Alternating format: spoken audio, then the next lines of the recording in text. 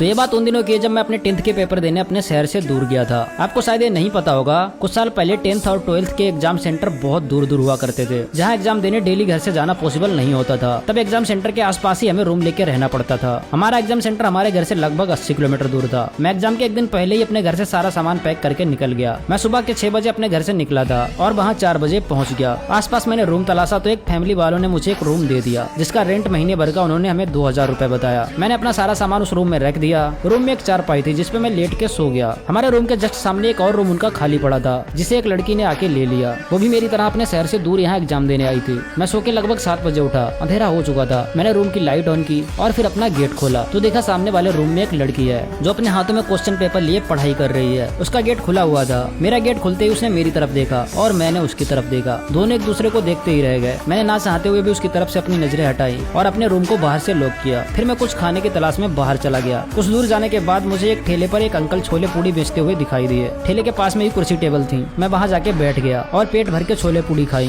फिर अंकल को पैसे देके वहाँ से रूम की तरफ चल दिया। मैंने जैसे ही मेन गेट के अंदर एंटर किया, मेरे सामने वो लड़की खड़ी थी। उसने धीमी आवाज में मुझसे पूछा, हेलो क्या आप यहीं रहते हैं? मैंने बोला अरे नहीं, मैं यहाँ एग्जाम देने आया हूँ, मेरा घर यहाँ से काफी दूर है। फिर उसने बोला क्या आप मेरी छोटी सी हेल्प कर दोगे? मैंने बोला हाँ, क्या हेल्प चाहिए आपको? उसने मेरी तरफ 100 रुपए का नोट बढ़ाते हुए बोला, क्या आप मेरे लिए कुछ खाना ला के दे सकते हैं? मुझे बहुत ज्यादा भूख लगी है पर बाहर अकेले अंधेरे में जाने से डर लग रहा है। मैंने उससे वो 100 रुपए लिए, वापस से उन अंकल के ठेले पे गया और उसके लिए भी छोले पूड़ी पैक करवा कर ले आया। मैंने उसे खाना दिया। उसने मुझे प्यार से थैंक यू बोला और अपने रूम में चली गई। मैं भी अपने रूम में आया। कल सुबह ही मेरा एग्जाम था। मेरे पास उस टाइम एक कीपैड वाला फोन था जिसमें मैंने सुबह 6 बजे का अलार्म सेट किया और सो गया। सुबह 6 बजे जब मैं उठा, मैंने अपना गेट खोला तो देखा उस लड़की के रूम पे ताला लगा था। वो मेरे से पहले ही अपना एग्जाम देने के लिए निकल गई थी। मैं जल्दी से तैयार हुआ और अपने एग्जाम सेंटर वाले स्कूल को ढूंढता हुआ स्कूल पहुंच गया। और फिर वहाँ मेरे साथ कुछ ऐसा हुआ जिसके बाद वो अजनबी लड़की मेरे लिए बहुत खास बन गई।